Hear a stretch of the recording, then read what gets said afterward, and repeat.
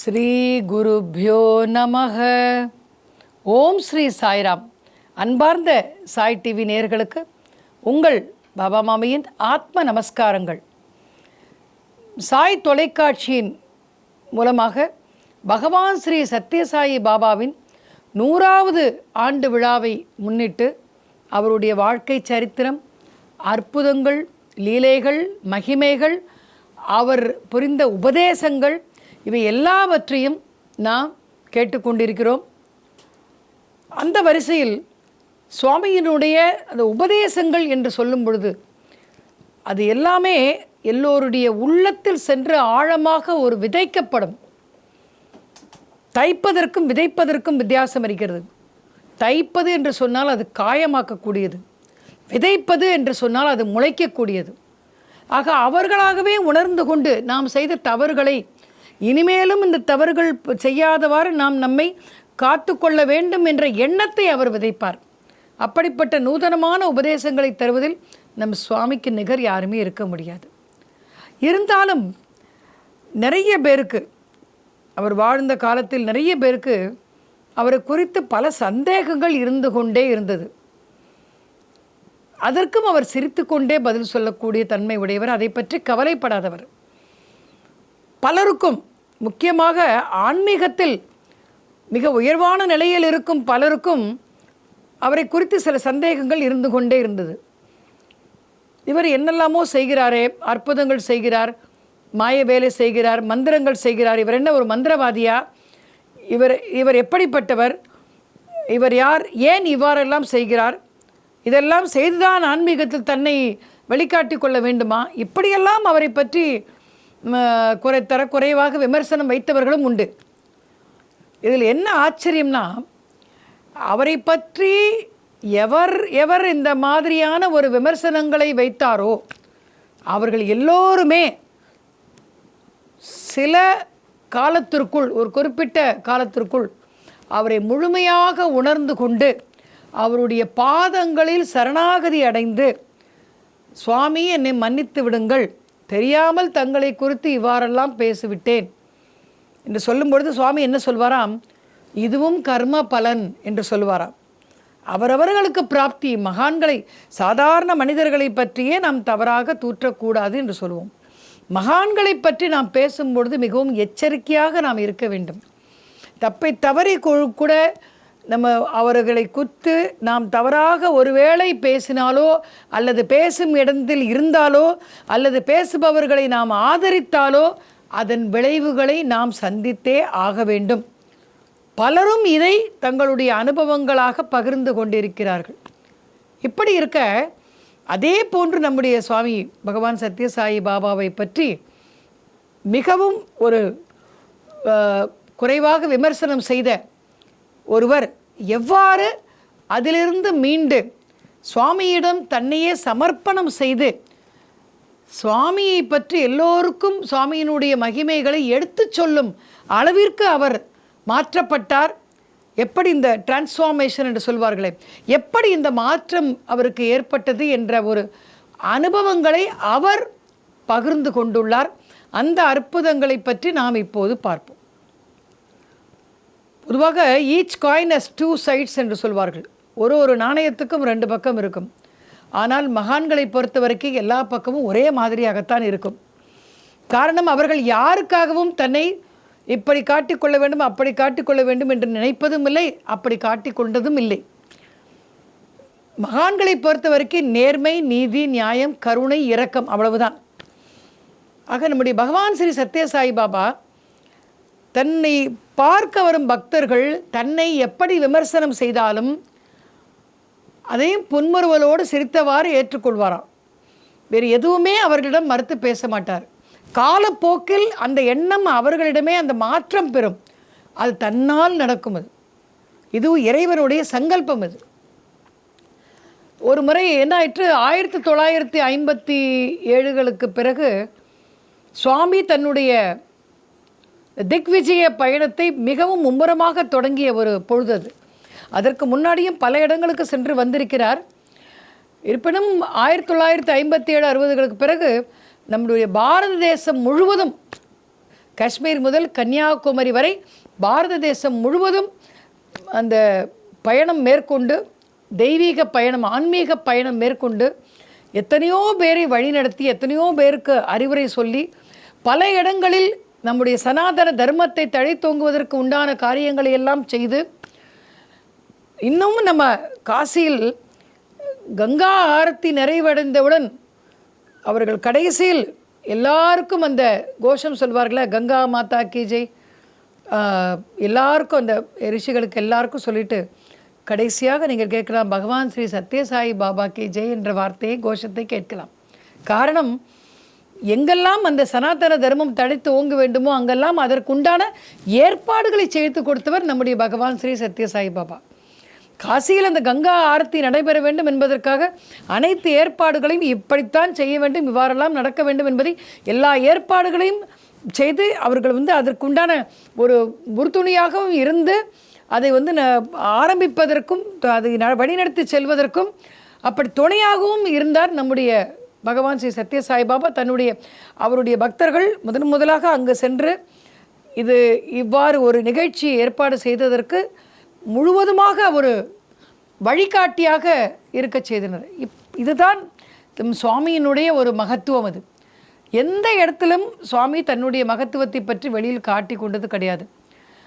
அவர் இறைவனை பற்றி சொல்லுவார், பகவானுடைய நாமத்தை சொல்லுங்கள் என்று சொல்லுவார், எல்லோரிடம் அன்பு காட்டுங்கள் என்று சொல்வார், அன்பே உருவான சாயி, யாரையும் வெறுத்து ஒதுக்காதீர்கள் என்று சொல்லுவார். இதைத்தான் சொல்வார். இதுதான் அவருடைய உபதேசமாகவே பெரும்பான்மையான உபதேசமாக இருந்தது. நேர்மையும் கருணையும் இரக்கமும் அன்பும். ஆக இந்த ஒரு ஆன்மீக மாநாடு ஒன்று, தெய்வீக அந்த சங்கங்கள் அமைப்புகள் எல்லாம் இருக்கும் அல்லவா, அதையெல்லாம் சேர்ந்து ஒரு ஆன்மீக மாநாடு முதலில் அது வெங்கடகிரியில் முதல் நடத்தப்பட்டது. பிறகு நம்முடைய தமிழ்நாட்டில் திருவண்ணாமலையில் நடத்துவதாக ஏற்பாடு செய்யப்பட்ட பொழுது அந்த ஒரு நிகழ்ச்சிக்கு நம்முடைய பகவான் ஸ்ரீ சுவாமி சத்யசாயி பாபாவை தலைமையேற்று நடத்த வேண்டும் என்று எல்லா அமைப்புகளும் கோரிக்கை விடுத்தன. சுவாமியும் அதற்கு சம்மதித்தார், அன்போடு சம்மதித்தார். இதற்கிடையில் சுவாமி சச்சிதானந்தர் என்ற ஒருவர், மிகச்சிறந்த ஒரு ஆன்மீக சிந்தனையாளர், பக்தி நெறிய எல்லா இடங்களிலும் கொண்டு செல்பவர். அப்படிப்பட்டவருக்கு கூட துரதிர்ஷ்டவசமாக மாயா என்ற ஒன்று எல்லோரையும் துரத்தி கொண்டு வரும். அதிலிருந்து அவ்வளவு எளிதாக விடுபட முடியாது. அப்படிப்பட்ட அந்த சச்சிதானந்த சுவாமி என்ன செய்தாராம், இப்படிப்பட்ட ஒரு பிரம்மாண்டமான ஆன்மீக நிகழ்ச்சிக்கு ஏன் அவர் சத்யசாயி பாபா அவர்களை போய் தலைமை தாங்க அழைக்க வேண்டும்? அவர் என்ன மிகப்பெரிய ஆன்மீகவாதியா? மந்திர மாயங்களை செய்பவர்கள் என்றளவா கேள்விப்பட்டேன் நான். அப்படி செய்பவர்களை ஆன்மீக கூட்டங்களுக்கு தலைமை தாங்க அழைக்கலாமா? அவர் என்ன சாதித்து விட போகிறார்? இப்படியெல்லாம் அவரை பற்றி நினைத்து கொண்டிருக்கிறார், பேசி கொண்டிருக்கிறார். அவருக்கே தெரியாது அவர் இறுதியாக அவருடைய நிலை என்ன என்பதை அவருக்கே தெரியாது. இது தெய்வத்தினுடைய சங்கல்பம். ஆக அவர் என்ன செய்கிறார், அந்த மாநாட்டிற்கு வருகிறார். எல்லாம் வந்தவுடன் நம்முடைய பகவானை பார்த்தவுடன் அவருடைய பேச்சு தொனி எல்லாமே மாறுகிறது.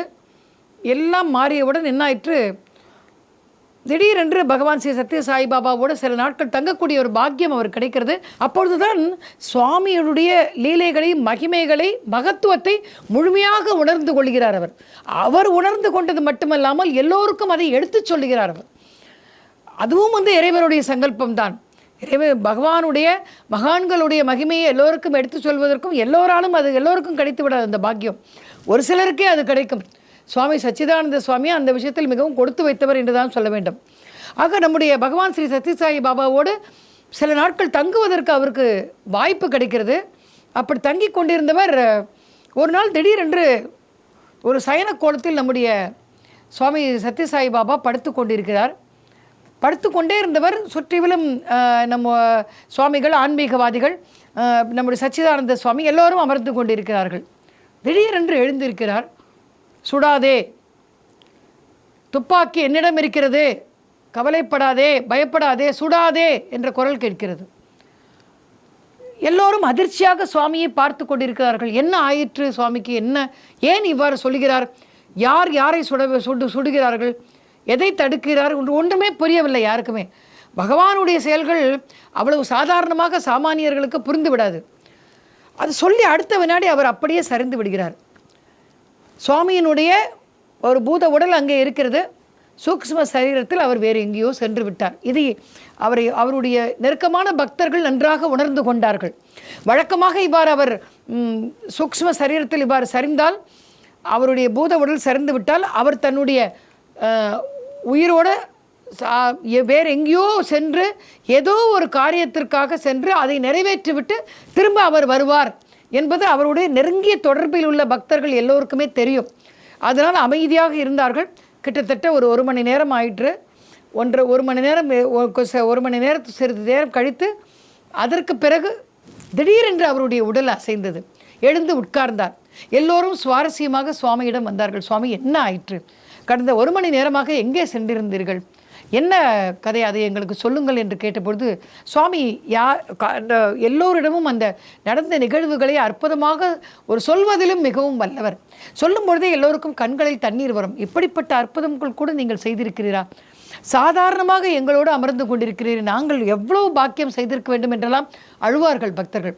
சுவாமி அவர்களை பார்த்து என்ன சொன்னாராம், உடனடியாக நான் இப்பொழுது ஒரு வேளை நீங்கள் எல்லாரும் செய்ய வேண்டும் என்று சொன்னார்.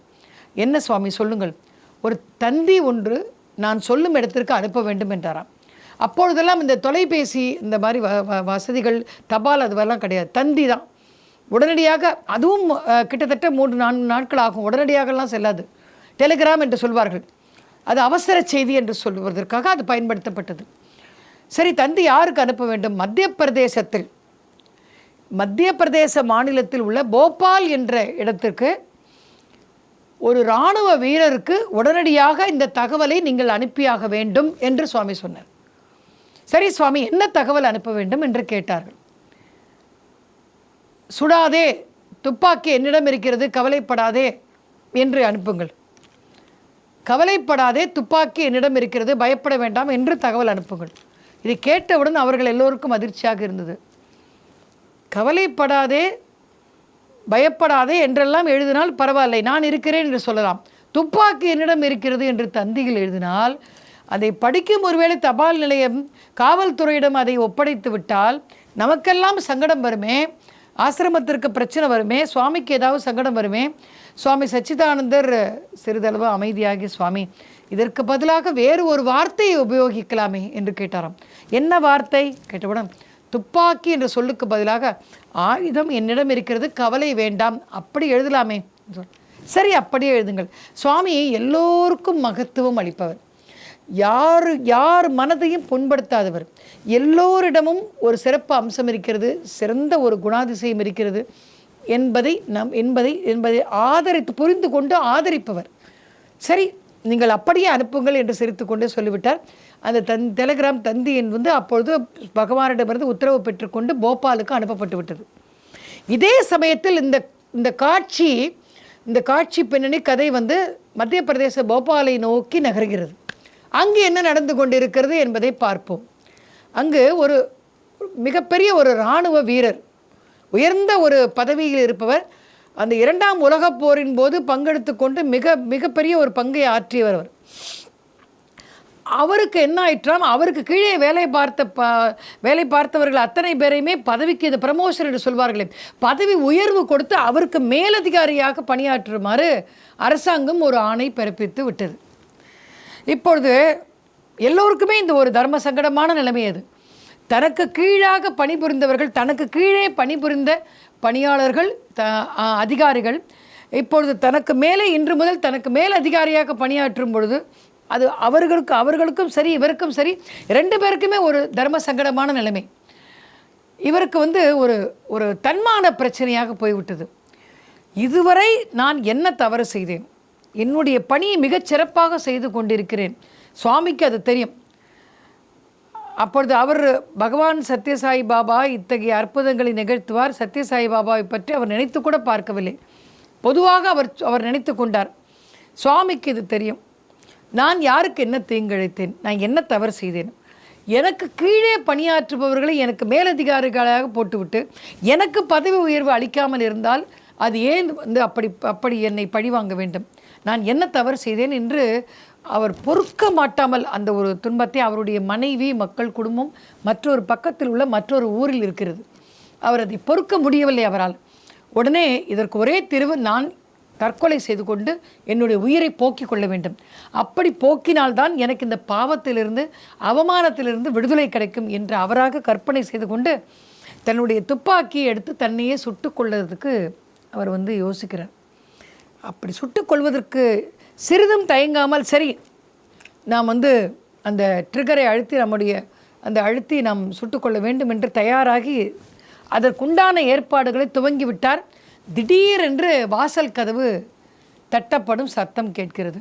அந்த துப்பாக்கி அவர் முன்னாடி வைத்துக்கொண்டு அவர் சுடுவதற்கு தயாராக இருந்த வேளையில்தான், அதே நேரத்தில் அதே வேளையில் நம்முடைய சுவாமி அங்கே சுடாதே, துப்பாக்கி என்னிடம் இருக்கிறது, கவலைப்படாதே என்றெல்லாம் சுவாமி அங்கு எல்லோரின் முன்னிலையிலும் அவர் அங்கே வாக்குறுதி அளித்தார். இப்போ வாசல் கதவு திடீரென்று தட்டப்படும் சத்தம் கேட்கிறது. இவருக்கு ஒரே ஆச்சரியம், மனைவி மக்கள் ஊரில் இல்லை, யார் கதவு தட்டுவார்கள்? என்னுடைய நண்பர்களும் அக்கம் பக்கத்தவர் யாரும் இல்லை இப்போது. சரி என்று சென்று துப்பாக்கி எடுத்து தலையணைக்கு அடியில் வைத்துவிட்டு சென்று கதவை திறக்கிறார். கதவை திறந்தவுடன் அவனுடைய பழைய கால கல்லூரி மாணவன், அவனுடைய குடும்பம், மனைவி மற்றும் பணியாள் 3 பேரும் வந்திருந்தார்கள். படுக்கையோடு எல்லா சாமான்களோடு. அந்த காலத்தில் ஒரு வீட்டுக்கு சென்றால் எல்லாவற்றையும் தூக்கி கொண்டு வருவார்கள். எல்லாவற்றையும் எடுத்து கொண்டு வரும்பொழுது இவருக்கு ஒரே ஆச்சரியம், இவனை பார்த்தே பல நாட்கள் ஆகிவிட்டது, இவன் என்னுடைய வீட்டிற்கு அதுவும் தன்னுடைய குடும்பத்தோடு அழைத்து கொண்டு வந்திருக்கிறான், என்ன நினைத்து அழைத்து கொண்டிருக்கிறான் என்று புரியவில்லை. இருந்தாலும் பழைய ஒரு சிநேகிதனை பார்க்கும் பொழுது ஒரு சந்தோஷம் ஏற்படுகிறது. வா என்று சொல்கிறார். அவரோடு உட்கார்ந்து நன்றாக பேசுகிறார். அவர் அடித்த அந்த ஒரு நகைச்சுவையோடு அவர்கள் பேசிய பேச்சில் அவருக்கு தற்கொலை செய்து கொள்ள வேண்டும் என்ற எண்ணமே அவருக்கு போய்விட்டது, ஏறக்குறைய போய்விட்டது. அப்படி இருக்கும் பொழுது பேசிவிட்டு ஒரு மணி நேரம் இருக்கும். அந்த 1 மணி நேரத்திற்குள் உங்களுடைய மனைவி வீட்டில் இல்லையா என்று கேட்டபொழுது ஆமாம் இல்லைன்னு சொன்னவுடன், சரி நாங்கள் வேறு ஒரு நண்பர்கள் வீட்டில் தங்கிக் கொள்கிறோம், அந்த நண்பருடைய விலாசம் இதுதான் என்று சொல்லி ஒரு விலாசத்தை கொடுத்துவிட்டு நாங்கள் அங்கே சென்று தங்கிக் கொள்கிறோம், உன்னுடைய மனைவி வந்தவுடன் எங்களை பற்றி நாங்கள் விசாரித்ததாக சொல்லி என்று சொல்லிவிட்டு அந்த நண்பர், அவருடைய மனைவி, அவருடைய பணியால் 3 சென்று விடுகிறார்கள். சரி, அவர்கள் சென்றவுடன் கதவை தாளிட்டு கொண்டார். இனியும் நாம் தாமதிக்கக்கூடாது, உடனடியாக தண்டனை நிறைவேற்றிக் கொள்ள வேண்டும் என்று மிக வேகமாக அந்த தலையணையை தூக்கி அந்த துப்பாக்கியை தேடுகிறார். துப்பாக்கி அங்கே இல்லை. எங்கே போயிட்டு துப்பாக்கி? வந்தவர்கள் என்னுடைய படுக்கை அறைக்கு வரவே இல்லையே, பிறகு துப்பாக்கி எங்கே மாயமாக மறைந்து போகும்? யார் இதை எடுத்திருப்பார்கள் என்று யோசித்த பொழுதுதான் ஊருக்கு செல்லும் பொழுது அவரது மனைவி அவரிடம் சொல்லிவிட்டு சென்றிருந்தாள், எதுவாக இருந்தாலும் உங்களுக்கு என்ன பிரச்சனையாக இருந்தாலும் பகவான் ஸ்ரீ சத்ய சாய்பாபாவை வேண்டிக் கொள்ளுங்கள், அவர் காப்பாற்றுவார் என்று மனைவி சொன்னது காதில் விழுந்தது. அவருடைய மனைவி பகவான் ஸ்ரீ சத்ய சாய்பாபாவின் பரம பக்தையாம். சுவாமியுடைய அந்த லிங்க் என்று சொல்வது, அது எப்படியெல்லாம் போய் தட்டியில் சென்று கோலத்தில் நுழைந்து வெளியே வரும் என்பது எவருக்குமே தெரியாது, எவராலும் அதை கற்பனை கூட செய்து பார்க்க முடியாது. அப்படி மனைவி சொன்னாரே, ஒருவேளை சத்ய சாய்பாபாவினுடைய வேலையாக இருக்குமோ, அவர்தான் என்னை காப்பாற்றி இருக்கிறார் என்றெல்லாம் அவர் யோசித்து கொண்டிருந்தார். யோசித்து கொண்டிருந்த அதே தருணத்தில் வாசல் கதவை யாரோ தட்டுகிறார்கள். மறுபடியும் வந்து விட்டானா என்று கதவை திறக்கும் பொழுது தந்தி, அவருக்கு அந்த பகவான் ஸ்ரீ சத்ய சாய்பாபா அளித்த டெலிகிராம் என்று சொல்லக்கூடிய தந்தி அவருக்கு வருகிறது. தந்தியை விரைவில் வாங்கி படிக்கிறார். அந்த தந்தியை படித்தவுடன், ஆயுதம் என்னிடம் இருக்கிறது, சுடாதே, கவலைப்படாதே என்ற வாசகங்கள் எழுதியிருக்கிறது. யார் இந்த வாசகங்களை சரியான நேரத்திற்கு என்னுடைய உள்ளத்தை புரிந்து கொண்டு என்னை காப்பாற்றுவதற்காக எழுதப்பட்ட இந்த வாசகங்கள் யாருக்கு சொந்தமானவை, அவரை நான் நிச்சயமாக சந்தித்தே ஆக வேண்டும் என்று விசாரித்து கொண்டு சுவாமியை தேடிக்கொண்டு நாம் சென்று அவரை வணங்கி அவருக்கு நன்றிகளை தெரிவிக்க வேண்டும் என்று குடும்பத்துடன் சுவாமியை தரிசிக்கிறார். இதுவே சுவாமியினுடைய ஒரு மகத்துவம். எங்கேயோ தமிழ்நாட்டில் இருந்து கொண்டு ஏதோ ஒரு மூலையில் மத்திய பிரதேசத்தில் இருக்கிற ஒரு இராணுவ வீரரை காப்பாற்றி இருக்கிறார் என்று சொன்னால் அது சுவாமி தான். அது இது என்ன ஒரு ஆச்சரியம்னா, சுவாமி சச்சிதானந்த சுவாமிகள் தன்னுடைய குறிப்பில் இவ்வாறு எழுதுகிறார். என்ன எழுதுகிறார் என்று சொன்னால், பொதுவாக ஒருவருடைய அந்த சரீரத்திலிருந்து, உடலிலிருந்து ஆத்மா வெளிப்பட்டு வேறு எங்கேயாவது சென்று இன்னொரு சரீரத்தில் புகுந்து கொண்டால் அதை பரகாய பிரவேசம் என்று சொல்வார்கள். கூடு விட்டு கூடி பாய்வது பரகாய பிரவேசம் என்று சொல்வார்கள். ஆனால் சுவாமியினுடைய இந்த நடவடிக்கை எப்படி தெரியுமா? காய திருஷ்டி என்று சொல்லக்கூடிய அளவுக்கு தன்னுடைய சக்தியினால் ஆற்றலினால் உயிர்களை படைத்து தன்னுடைய வசனங்களுக்கு ஏற்ப அவர்களை பேச வைத்து அவர்களை நடிக்க வைத்து பின்னர் காணாமல் போய் செய்வது. இது காய திருஷ்டி என்று சொல்வார்கள். அந்த காய திருஷ்டி என்ற மிகப்பெரிய யோக நிலையம் நம்முடைய பகவான் ஸ்ரீ சத்ய சாயி பாபாவிடம் இருந்தது. அதை நினைத்து சச்சிதானந்தர் மிகவும் அற்புதமாக மிகவும் ஆச்சரியத்துடன் இப்படிப்பட்ட ஒருவர் மனிதராக இருக்க வாய்ப்பே இல்லை, இவர் பகவானே தான், சாக்ஷாத் பகவானுடைய அவதாரம் என்பதை நாம் மனப்பூர்வமாக ஒப்புக்கொள்கிறேன் என்று சொல்லாராம் அவர். இந்த பரகாய பிரவேசம் என்பது கூட எல்லோராலும் சாமானியம் ஆகவே ஆகாது. அதை காட்டிலும் உயர்வான ஒன்றை அன்று அவர் செய்து காண்பித்தார். இப்படி இந்த பரகாய பிரவேசம் என்ற கூடு விட்டு கூடு பாயும் வித்தையை பற்றி கேள்விப்பட்டோம். காய திருஷ்டி என்ற அதையும் தாண்டிய மிகப்பெரிய ஒரு யோக நிலை அற்புதத்தை சுவாமி அங்கு நிகழ்த்தி காட்டினார். அதாவது எப்படி என்றால், ஒரே நேரத்தில் தன்னுடைய ஆற்றலால் பல உயிர்களை சிருஷ்டித்து படைத்து அதற்கு தேவையான அந்த பேச வேண்டிய வசனங்களை நடிக்க வேண்டியவற்றை சொல்லிக் கொடுத்து அவற்றை அந்த காலத்திற்கேற்ப நடிக்க வைத்து பிறகு மறையச் செய்வது போன்ற வேலைகள் எல்லாம் மிகப்பெரிய ஒரு யோகீஸ்வரர் மட்டுமே சாத்தியமாகும். எல்லோராலும் அது சாத்தியமாகாது. இந்த இடத்தில் சுவாமி இந்த கதையில் அந்த இராணுவ வீரரை பார்க்க வந்த அவருடைய நண்பராகவும் நண்பருடைய மனைவியாகவும் அவர்கள் வீட்டில் உள்ள பணியாளாகவும் 3 வேடத்திலும் சுவாமி 3 வேடத்தையும் ஏற்றுக்கொண்டு 3 பேர்களாக சிருஷ்டித்து படைத்து 3 வேடத்தையும் அவர்களுக்கு அளித்து சுவாமி இந்த லீலையை செய்திருக்கிறார். இது சுவாமிக்கு மட்டுமே உரித்தான நிலை இது.